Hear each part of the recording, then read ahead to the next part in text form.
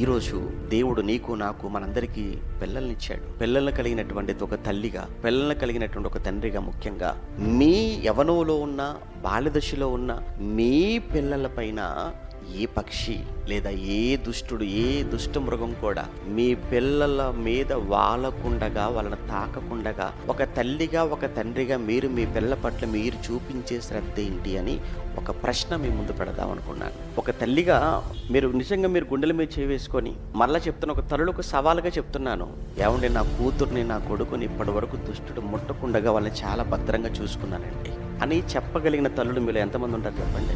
దుష్టుడు కన్ను నా కూతురు మీద పడలేదండి ఇప్పటి వరకు, దుష్టుడు కన్ను నా కొడుకు మీద పడలేదండి. వాడిప్పుడు అమ్మ నాన్న అనుకుంటూ మా చుట్టూ తప్ప వాడికి ఇంకొక ఆలోచన లేదు. ఒక అబ్బాయి అమ్మాయితో మాట్లాడటం, ఒక అమ్మాయి అబ్బాయితో మాట్లాడటం, చాటింగ్ చేయటం, ప్రేమ అంటాం, లవ్ అనుకోవటం, ఛీ ఇలాంటి నా పిల్లకి లేవండి ఎప్పుడు ఇప్పటి వరకు జీవితంలో, ఇంత వయసు వచ్చింది అని చెప్పగలిగేటువంటి ఒక తల్లులుగా తండ్రులుగా మనలో ఎంతమంది ఉంటారు చెప్పండి. మళ్ళా మన చదువులు, మన మాటలు, మన బిల్డప్లు మామూలుగా ఉండవు. తల్లిదండ్రులుగా నీ బిల్డప్లు, నీ చదువులు, నీ పని, నీ ఇల్లు, నీ కారు, నీకు నాస్తి, నీకున్న బంగారం అన్ని తీసి పడేయాలి నీ పిల్లలు సరిగా లేరు అనుకున్నప్పుడు. ఎందుకు అవన్నీ?